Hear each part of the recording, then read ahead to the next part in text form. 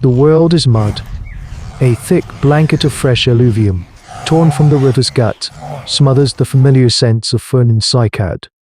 The roar of the water is gone, leaving a silence so profound it feels like a weight on the eardrums. In this sodden, rearranged landscape, the small clan of Homo habilis moves with a staggered, hesitant gait. They are not hunting.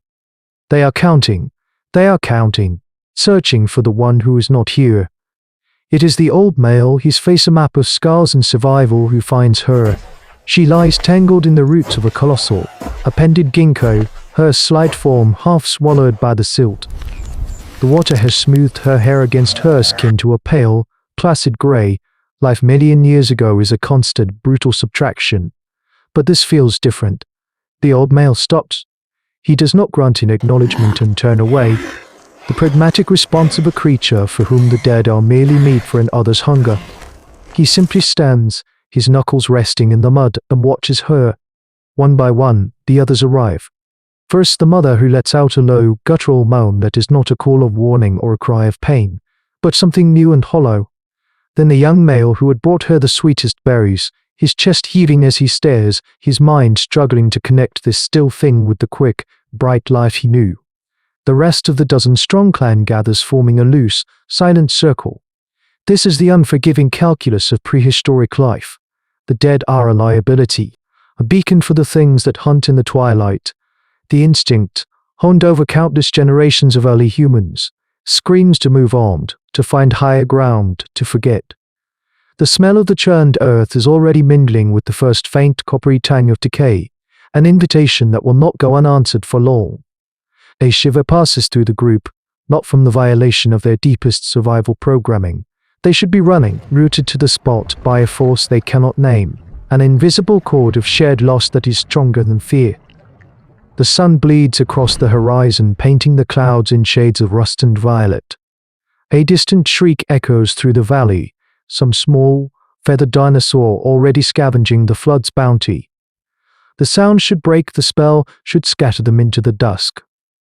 But the old male does not move. He looks from the still face of the young female to the faces of his clan, seeing his own confusion mirrored in their eyes. This is not the clean departure of a hunt gone wrong or the swift violence of a predator. This is a void, an emptiness where a piece of their small, collective self used to be. For the first time in hominid history, the presence of death is not a signal to flee, but a reason to stay. He takes a slow step forward, his feet sinking into the muck. He reaches down, not to salvage a to check for signs of life, but to gently push a stray, mud-caked leaf from her cheek. The gesture is small, illogical, and utterly revolutionary. It is a refusal. It is the first argument against oblivion. The old male grunts, a sharp, commanding sound that cuts through the paralysis. He gestures to the young male, then points to the body. The meaning is clear, and it is insane, but the young male understands. He moves to her feet as the old male positions himself at her shoulders. With a shared, straining heave, they lift her from the mud. The body is a dead weight, awkward and uncooperative. Her limbs hang with a finality that is more shocking than any wound. This act is the antithesis of all they know about survival skills. It slows them down. It marks them with the scent of death. It is a declaration of vulnerability. And yet, as they take the first clumsy steps away from the riverbend toward the dark line of the escarpment, the rest of the clan closes ranks around them. They move as a single, grieving organism. Their primitive tools, sharpened sticks and heavy, osteodontocratic clubs of bone, held ready. The journey is a torment. The ground, slick with flood scum, tries to pull them down at every step. The air grows colder, and with the chill come the watchers. They appear first as fleeting shadows in the periphery, small, bipedal forms with disconcertingly large eyes. Troodontid. They are odontids. They are not the brutish tyrants of this prehistoric world, but they are perhaps more dangerous, intelligent, patient, and ruthlessly efficient. They know the scent of death means an easy meal. They keep their distance, their bird-like heads cocked as they observe this strange procession. They have seen countless ancient humans abandon their dead. This is an anomaly, and their curiosity wars with their hunger. A low clicking chatter ripples through their pack, the sound of assessment of planning. As dusk deepens into a moonless dark, the pack grows bolder.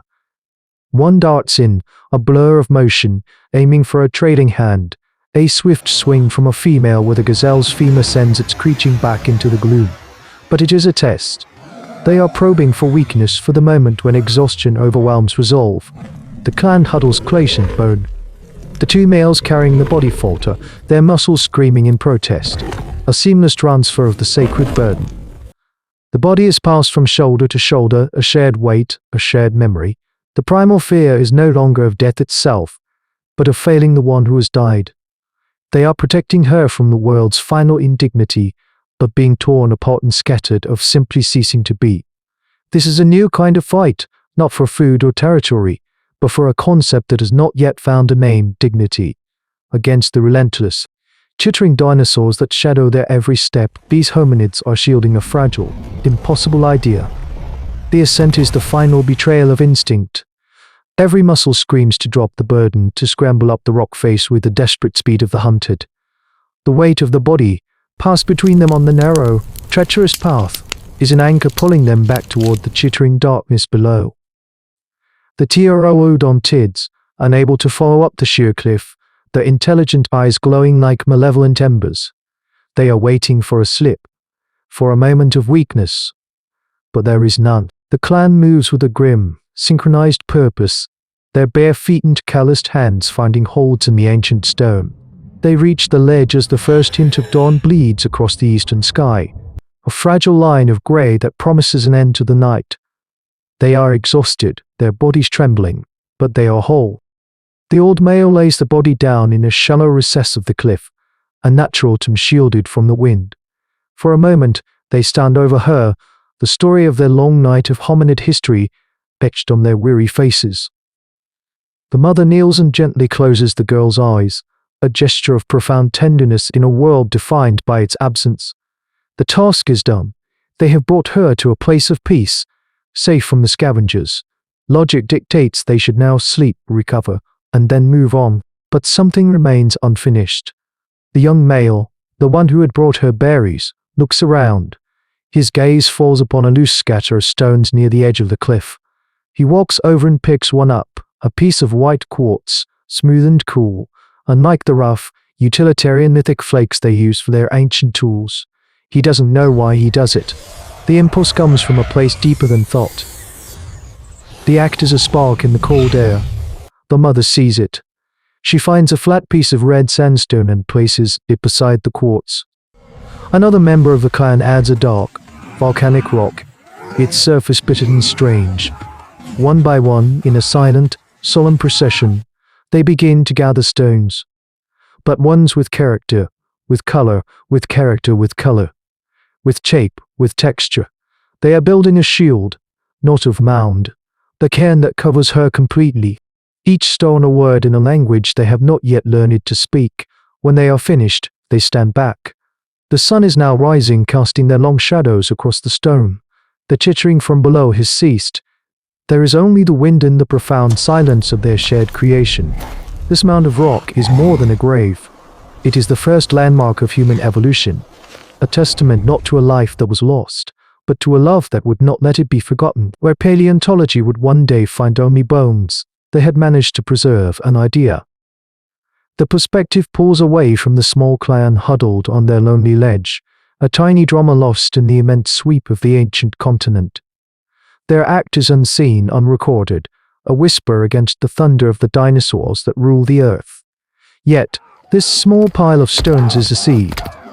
It is the first time a species has looked upon the finality of death and refused to accept its terms. This was not a strategy for survival, it was the birth of the soul, the moment that grief, an emotion that could have broken them, was transformed into a ritual that bound them together. From this clumsy, heartfelt cairn, a line can be drawn forward through the ages to the Grand Pyramids, to the unknown soldier's tomb, to every simple cross and headstone that marks a life. It is the audacious, human declaration that memory is heavier than a mountain, and that love can be a tool more powerful than any sharpened stone. For the first time, in the cold dawn to 0.1 million years ago. The answer to what a life was worth was not about what it could do, but about what it had meant. Here on this lonely precipice, survival was redefined. It was no longer just the persistence of the body, but the preservation of the soul. But in the humid jungles to the south, a different kind of intelligence was watching from the trees.